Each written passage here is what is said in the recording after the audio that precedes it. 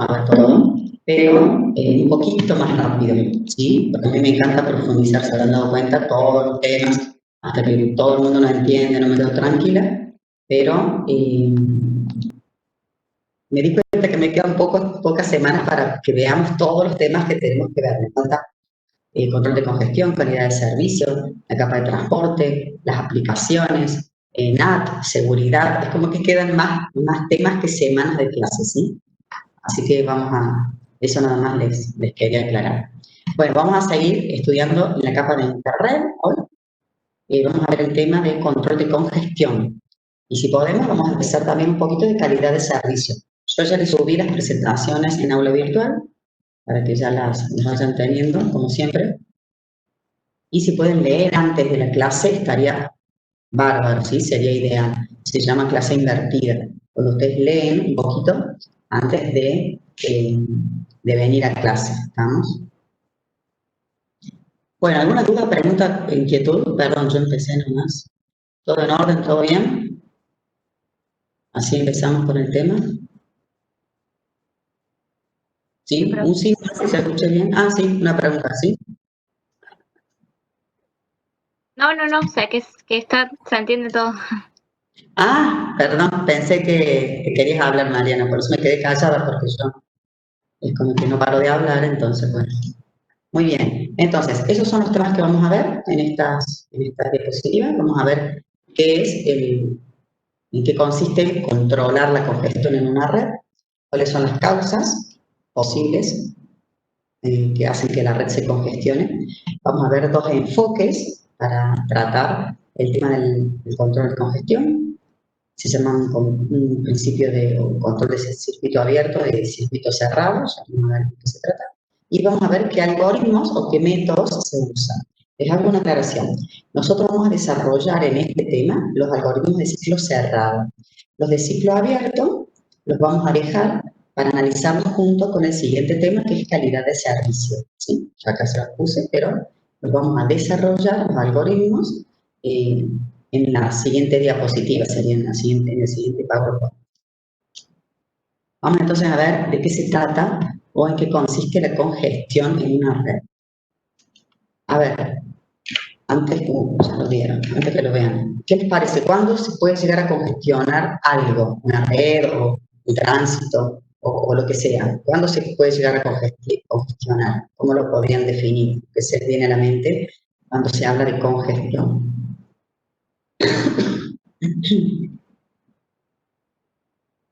¿Alguien se anima a tomar el micrófono? Muy bien, muy bien. Acá Maximiliano dice cuando se produce un cuello de botella. Perfecto, muy bien, muy bien. En general se produce congestión, en el caso de una red, cuando circulan más paquetes que los que la red es capaz de procesar. Ese sería como un concepto de congestión, ¿sí? La congestión se produce cuando la red está preparada para soportar una determinada carga de paquetes, de tráfico, y llega más tráfico que lo que es capaz de soportar.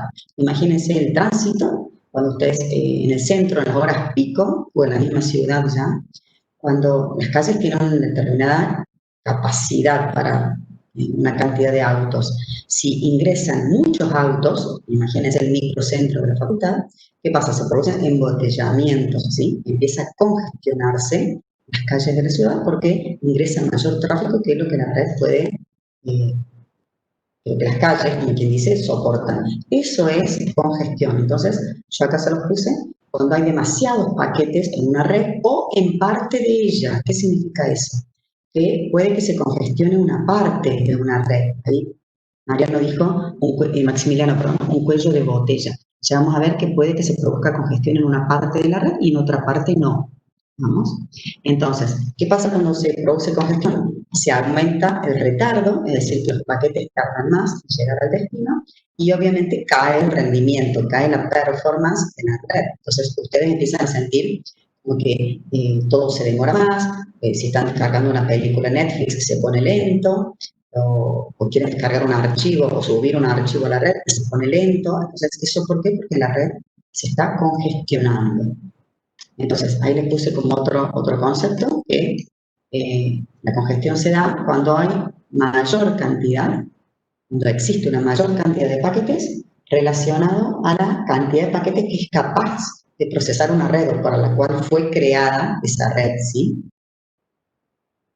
Bueno, espero que se entienda la idea. Acá le hice un grafiquito muy simple.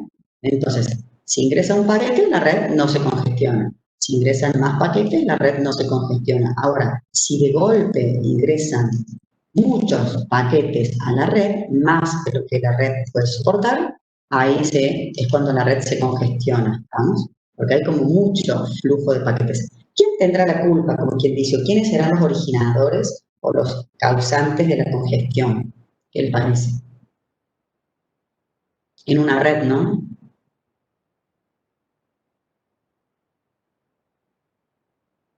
Nosotros, los usuarios. Internet está hecha para que nosotros la usemos, naveguemos, veamos películas, descarguemos, rindamos parciales y demás, hagamos videoconferencia. Pero el usuario, cuando a todos se nos antoja un domingo que está nublado, que no podemos salir, a todos conectarnos a la red y se pone un poco lento, ¿sí? Porque hay muchos paquetes, mucho tráfico que ingresa o pretende atravesar una determinada red. ¿Cuáles son las causas de la congestión? Bueno, hay varias causas. Primero, se produce congestión, por ejemplo, cuando tiene poca memoria los routers. Los routers, y nosotros ya sabemos algo por el encaminamiento, son dispositivos que son parecidos a una PC, ¿no? Tienen hardware que tiene procesador, memoria RAM, memoria ROM, tienen memoria flash. Entonces, si tienen poca memoria, ¿para qué se usa la memoria de los routers? Para almacenar los paquetes que llegan a esos routers. Si esa memoria se llena, es decir, si el buffer, porque a cada interfaz se le asigna un buffer o un trozo de RAM, si esa memoria se llena, entonces el router empieza a descartar paquetes. Si descarta paquetes, ¿qué hace el emisor? El emisor cada vez que envía un paquete espera un OK de recibido, un acuse de recibo. Si no llega ese acuse de recibo a tiempo, vuelve a enviar el paquete, es decir, que es como una bola de nieve. Sobre que la red está congestionada, más paquetes se introducen a la red. Entonces, una de las causas es la poca capacidad de memoria de los routers, como que se les llenan los buffers rápido. Otra causa es que los routers pueden tener mucha memoria, pero si tienen procesadores que son lentos, cada vez que lean un paquete, lo desencapsulen, consulten la tabla de encaminamiento, lo vuelvan a encapsular, si eso lo hacen lentamente, también es causa de congestión, ¿sí? Y otra causa de congestión son los enlaces de poco ancho de banda. Si yo tengo autopistas, si uno va a Estados Unidos y todas autopistas, obviamente que no se producen embotellamientos. En cambio, en Córdoba, en el centro, como no tenemos todas autopistas, y se producen embotellamientos, ¿sí? O congestión de tráfico. Porque en el caso de las redes, los enlaces tienen poco ancho de banda, ¿sí? Si uno tuviera enlaces de altísimo ancho de banda, nunca se congestionaría la red. O sí se congestionarían, ¿qué les parece? Si yo tengo enlaces, pero súper rápido, ¿podría llegar a congestionarse una red o no? ¿O me da total garantía de que no se va a congestionar?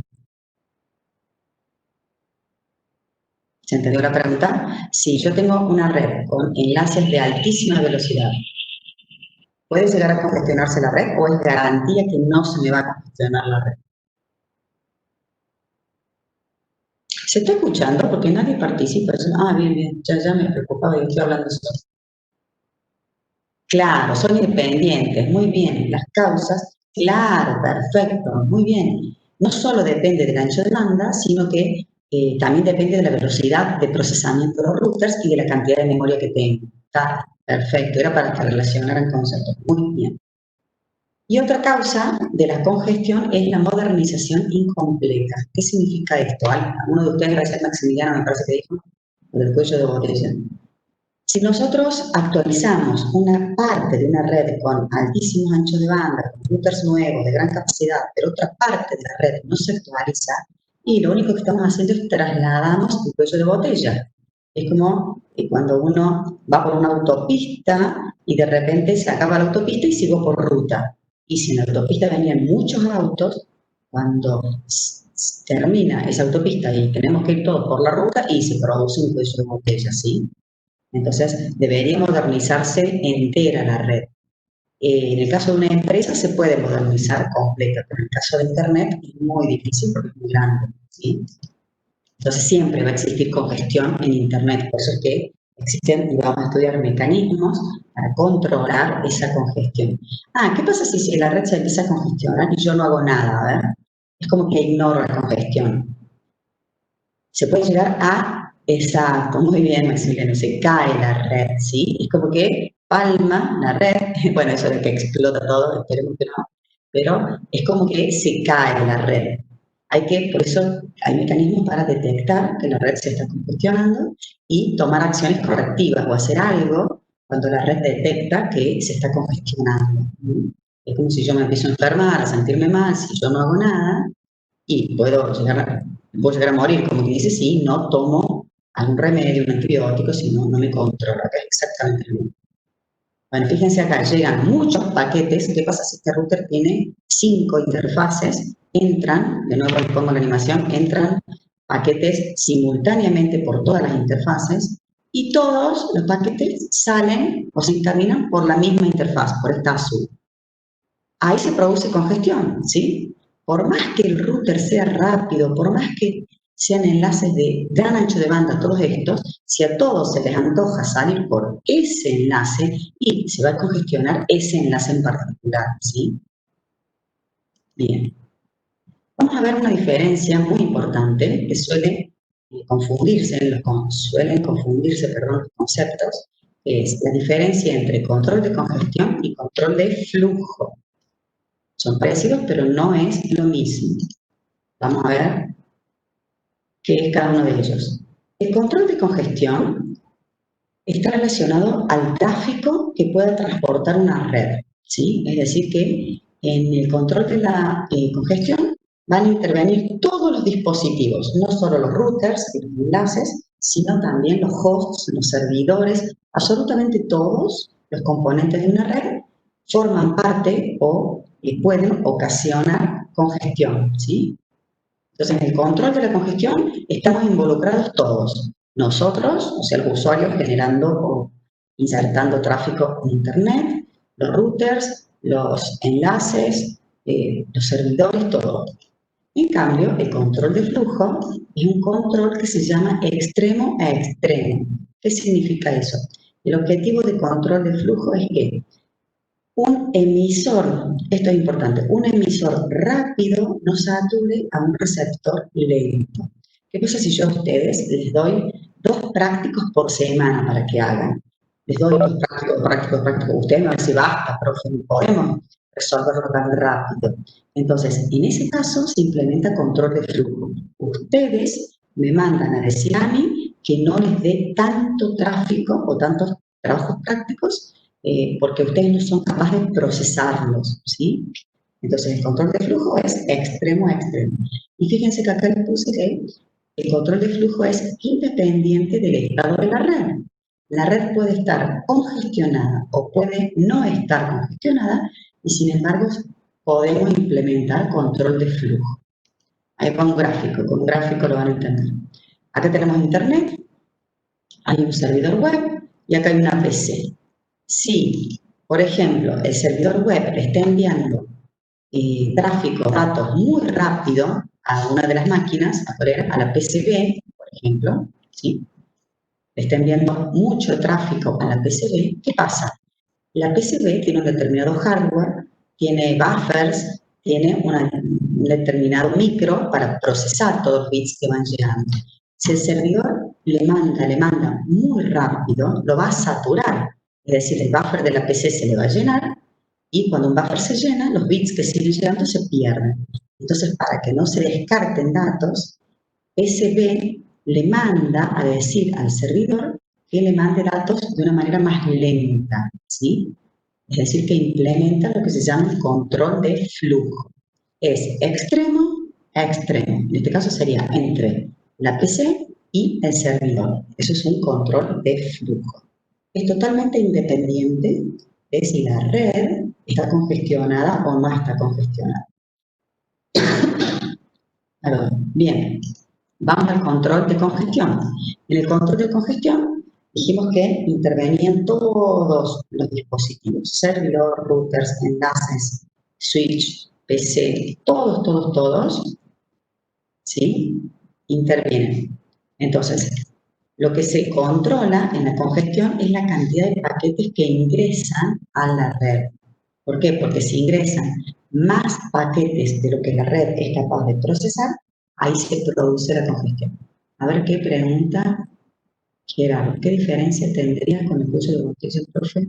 Que es una causa de congestión. Bien, cuello de botella forma parte de la congestión, del control de congestión. No es control de flujo, ¿sí? Cuello de botella se produciría, por ejemplo, si este router, el router 3, recibe paquetes desde el router 2, del 1 y del 4, y todos se les antoja o tienen que ser encaminados por este enlace, entre el router 3 y el router 6. Este enlace va a ser un cuello de botella. ¿Por qué? Porque todos los paquetes se ponen en la cola de salida de esa interfaz del router 3. Es un cuello de botella, ¿sí? Y se empiezan a congestionar los paquetes, ¿a dónde? En el router, ahí se me fue el mouse, en el router 3. Ahí se van a empezar a congestionar. Es decir, que el que se está congestionando es el router específicamente, ¿sí? Entonces, el cuello de botella sería, o formaría parte del control de congestión. En cambio, el control de flujo es extremo a extremo. Yo puedo implementar control de flujo independientemente de, a lo mejor no hay ningún paquete atravesando la red, y sin embargo, la PCB le dice al servidor, mándame menos paquetes porque me estoy saturando yo, ¿sí? Se está llenando de paquetes. Bien, ya entendí. Sí, me dice, ya basta, profe, ya entendí. Bueno, entonces, en el control de la congestión intervienen todos los dispositivos. Por eso es que le dicen ese óvalo gigante que abarca a todos los componentes de una red. Otra pregunta. Bueno, está bien. No, yo, hasta que no se quedan totalmente contentos, que entendieron, no me quedo tranquilo. Encima no les puedo ver los rostros. Si yo les viera a ustedes las caritas, me daría cuenta si me entienden o no. A ver qué dice Leonel. Entonces el control de flujo es sí o sí entre dos dispositivos. Ah, perfecto. Muy buena pregunta. Sí o sí es entre dos dispositivos. Tal cual vos lo planteás, Leonel. El control de flujo se da a ver, creo que ahí decía, extremo a extremo. Acá, esto es importante. Extremo a extremo.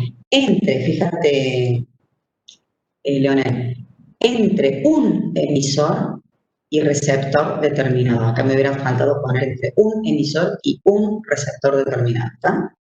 Es como que es punto a punto el control de flujo, pero es extremo a extremo. No será entre un router, ¿sí? O entre muchos hosts y un servidor. Es uno a uno. Bien, avanzamos esto, que ya lo vimos. Vamos a los dos enfoques que podemos plantear en el control de congestión, ¿sí? Existen como dos, yo ahí les puse principios generales del control de congestión, se llaman enfoques. Perdón, se ve que hablo mucho que no van a dejar. Hay dos métodos o dos enfoques, uno que se llama de ciclo abierto y otro que se llama de ciclo cerrado. Vamos a hablar un poquito de ciclo abierto. Los métodos de ciclo abierto, en contraposición porque son exactamente opuestos a los de ciclo cerrado, lo que hacen es tratar de evitar la congestión, ¿sí? Entonces tratan que no se produzca nunca la congestión. Para que no se congestione la red, ¿qué hacen? Hacen un buen diseño de la red, la diseñan bien, y además lo que hacen es controlar la cantidad de paquetes que circulan por la red. Entonces, acá les puse, deciden cuándo aceptar tráfico nuevo y deciden cuándo descartar paquetes. Y bueno, iguales, obviamente, paquetes descartados, ¿sí? Esas decisiones, esos controles de aceptar tráfico nuevo o no, se toman independientemente de si la red está congestionada o no. De hecho, estos métodos no saben si la red está congestionada o no, porque son sin retroalimentación, que se llaman. Por eso se dice que son de ciclo abierto. Ciclo abierto significa que ellos son métodos que no ven el estado de la red, pero garantizan que no se produzca la congestión. Es como si, por ejemplo, en el centro, previo al ingreso al centro, se pusiera un policía y dejara entrar un auto cada 1 minuto. Si hay siempre un policía que controla que cada 1 minuto ingrese un auto al centro, y obviamente no se va a congestionar, las calles no se van a congestionar. Pero ¿a ustedes les parece que tiene sentido controlar que ingrese un auto cada 1 minuto un domingo a la mañana o un lunes al mediodía? O sea, el lunes va a estar mucho más congestionado el tránsito, entonces ahí sí convendría controlar cuándo o cuántos paquetes ingresan o cuántos autos entran al centro. Pero un domingo a la mañana y no hay nadie, deja entrar todos los autos que quieran. ¿Se entiende la idea? ¿Sí? Entonces, esas decisiones de control se toman independientemente del estado de la red. Por eso se llama ciclo abierto. No hay una retroalimentación. En cambio, los métodos de ciclo cerrado sí tienen retroalimentación. Entonces, ¿qué hace el sistema? Existen métodos, ya los vamos a ver, que lo que hacen es controlar, es como que hubiera un feedback, una retroalimentación, así se llama, o un bucle, por eso son métodos de ciclo cerrado, que hacen o permiten que el sistema constantemente esté monitoreando, se llama controlando, a ver si se produce congestión o no. ¿Cómo podemos detectar si se produce congestión o no? Analizando, por ejemplo, temporizadores. Entonces, si yo mando un paquete desde una PC y para asegurarme que el paquete llegue, vieron que tienen que enviarse una excusa de recibo, un OK de recibido. Entonces, yo cuando mando un paquete, pongo un temporizador, un cronómetro, un reloj. Si la acusa de recibo llega rápido, yo puedo asegurar que la red no está congestionada. Ahora, si desde que yo mando el paquete tarda mucho en llegar la acusa de recibo o no llega la acusa de recibo, es decir, que se vence el temporizador, la máquina se da cuenta, el dispositivo, la PC, se da cuenta que la red se está congestionando, ¿sí? Y hace algo para solucionar ese problema. Entonces, se monitorea el sistema, por ejemplo, con estos, hay muchas formas de monitorearlo. Uno es analizando los temporizadores, lo que se llama el vencimiento de los temporizadores. Otra forma es analizando el porcentaje de los paquetes que son descartados, los routers. Los routers, ya vamos a ver, cuando se empiezan a congestionar, empiezan a descartar paquetes. Es como cuando ustedes vieron que en las épocas críticas que todas las materias les dan trabajos prácticos para hacer, es como que ustedes los tiraron todos para arriba y dicen, no, basta, no hago más nada. Los routers hacen lo mismo. Cuando les llegan demasiados paquetes, empiezan al voleo a descartar paquetes. ¿Ah?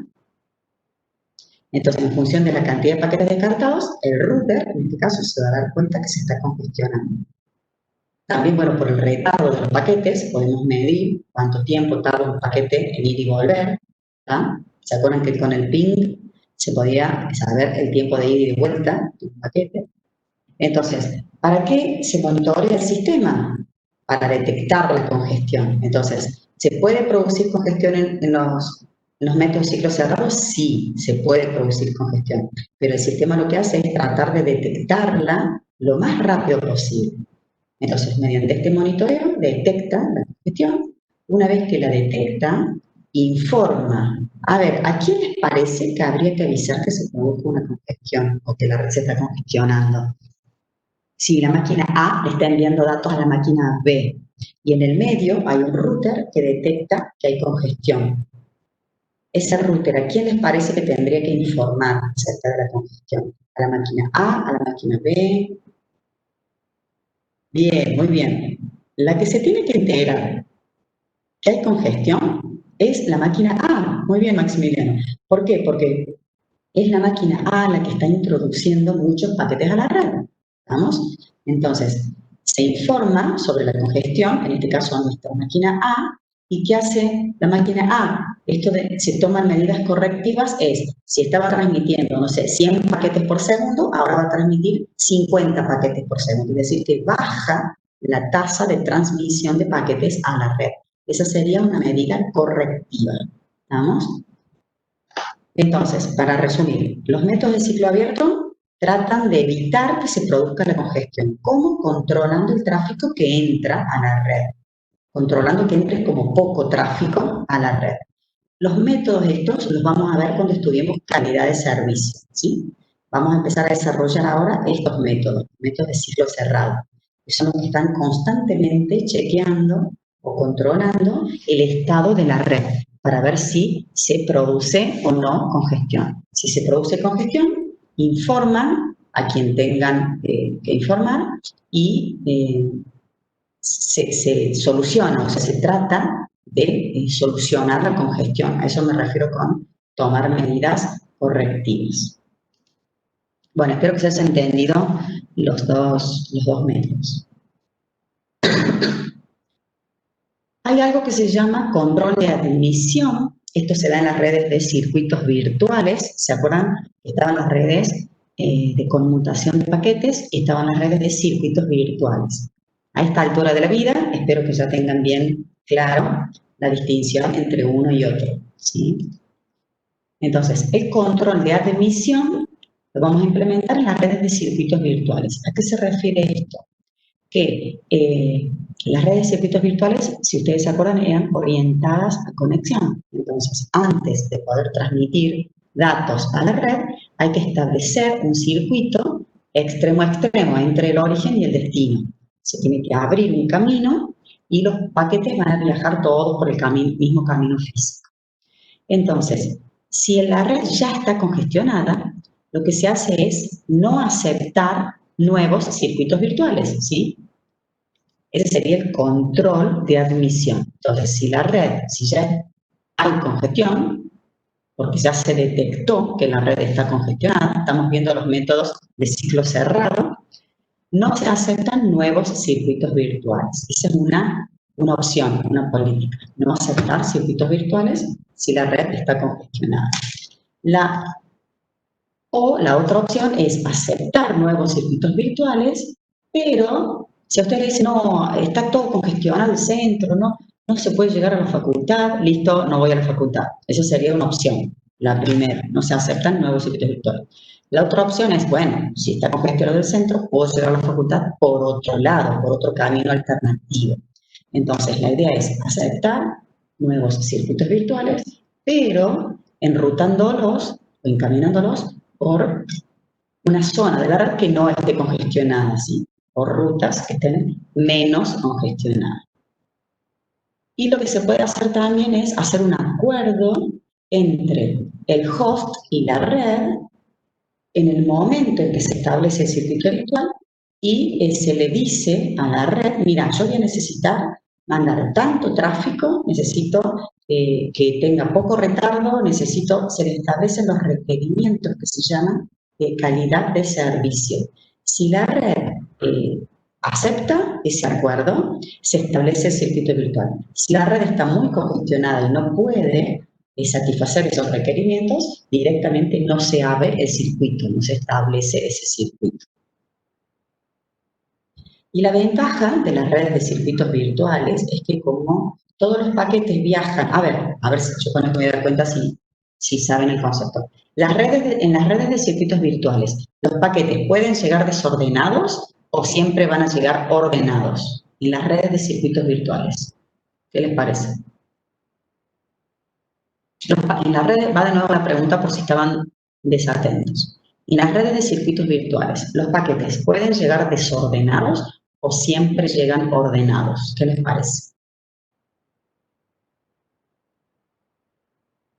Me quedé sin público. Bien, alguien se jugó. A ver, Brian dice que llegan ordenados. ¿Qué opina el resto? Pasa palabra. A esta altura ya deberían saberlo. En los circuitos virtuales, todos los paquetes llegan bien ordenados. Claro, muy bien. Javier, llegan ordenados porque todos los paquetes viajan por el mismo camino físico, ¿sí? Entonces, llegan todos ordenaditos. Como todos los paquetes viajan por el mismo circuito virtual simplemente porque se puede compartir entre muchas comunicaciones, pero físicamente todos los paquetes viajan por el mismo circuito. La red, gracias a eso, la red puede reservar recursos en toda la ruta. Esa es la ventaja, ¿sí? Que se reservan recursos en toda la ruta cuando se implementan circuitos virtuales. Eso es muy importante. ¿Vamos? En cambio, en las redes de datagramas es más difícil reservar recursos. ¿Por qué? Porque los paquetes pueden seguir rutas diferentes. Bueno, vamos a salir y volver a entrar antes que se a ver. No, voy a esperar que me avise. No sé si ustedes entraron mucho antes. Espero que me avise. Bueno, si se corta. A ver, déjenme ver un segundo. Vamos a ir un ratito más. 5:20 se corta. Ay, gracias. ¿Cómo saben? Yo no. No, teóricamente, 5:20, sí, Manuel, sí. Nadie entró antes. Dice ahí arriba. ¿A ustedes por qué les avisan cosas? A mí no me avisan nada. Bueno, bárbaro. Seguimos un ratito más. No, me suele avisar cuando se está por cortar y ahora no me dijo nada. Pero si ustedes entran antes, se corta antes. Bien. ¿Se entendió entonces la idea? Ese es el control de admisión. Vamos a, ahora, ver los métodos de ciclo cerrado, ¿sí? Seguimos viendo los métodos de ciclo cerrado, pero en lugar de analizar las redes de circuito virtual, acá les puse en mayúscula, vamos a ver las redes de datagramas. Entonces, existen estos métodos, estos 4. Sí, viste, Manuel se corta antes. Bueno, vamos a ir un ratito más, hasta que unos minutitos más y después salimos.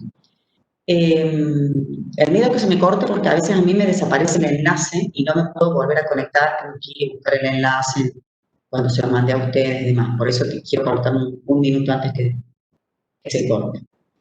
Entonces, los métodos para el control de congestión de circuito cerrado para redes de datagramas son la notificación explícita, paquetes reguladores, desprendimiento de carga, que es descarte de paquetes, y detección temprana aleatoria, ¿sí? Ya vamos a ver de qué se trata esto. Red significa esto, ya lo vamos a ver. Antes de ver cada método, vamos a hablar un poquito acerca vamos a hacer un análisis del router para poder entender todos estos métodos, ¿sí? Porque si no conocemos bien cómo trabaja un router, no lo vamos a entender a los métodos.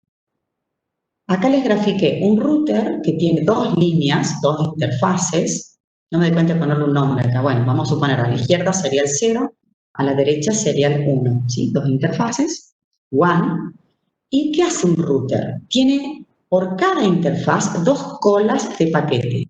Una cola de entrada, que son los paquetes que van llegando por esa interfaz, y una cola de salida, ¿sí? Vamos a suponer que todos los paquetes que ingresan por la interfaz sería el 0, el 1, el 2, el 3, el 4, van a salir por la otra interfaz. Y tenemos acá, en verde, una cola de entrada para esta interfaz y la cola de salida para la otra interfaz. Visto desde el punto de vista de cada interfaz, un router entonces tiene 2 colas. Una de entrada de paquetes y otra de salida de paquetes. ¿Por qué? Porque cuando entra, por ejemplo, el paquete 1 de esta cola de entrada, el router lo desencapsula, encamina y si dice que tiene que sacarlo por esta interfaz, lo pone en esta cola de salida, vamos, de la otra interfaz. Entonces, entró por la cola de entrada y va a una cola de salida de otra interfaz. Bien, ¿qué hace el router? Periódicamente, cada cierto tiempo, lo que hace es analizar el estado de sus interfaces. Entonces, ¿qué hace para cada una de las interfaces? Se fija qué tan larga es la cola de paquetes. Esto que dice acá 1, 2, 3 y 4 son paquetes, 4 paquetes puestos en una cola. Si esa cola de paquetes crece y pasa un umbral, acá bueno, le hice un mini dibujito, espero que se entienda. Si esto celeste sería el crecimiento de la cola de paquetes. Si la cola de paquetes crece, porque por ejemplo el router se está congestionando, crece y pasa este umbral, ese punto sería un umbral, se dice que esa línea, esa interfaz, no todas las routers, sino esa línea, entra en lo que se llama un estado de advertencia. ¿Qué significa eso? Y que el router tiene que tomar atención porque se le está congestionando este enlace, por ejemplo, de la derecha, ¿sí? ¿Se entendió? Entonces, cuando la cantidad de paquetes en una cola crece, y supera ese umbral que ya está definido, el router sería como un termómetro que tiene el router para darse cuenta cuando una interfaz se está congestionando. Básicamente sería eso, ¿sí? ¿Qué hace el router cuando detecta que se está congestionando una de sus interfaces?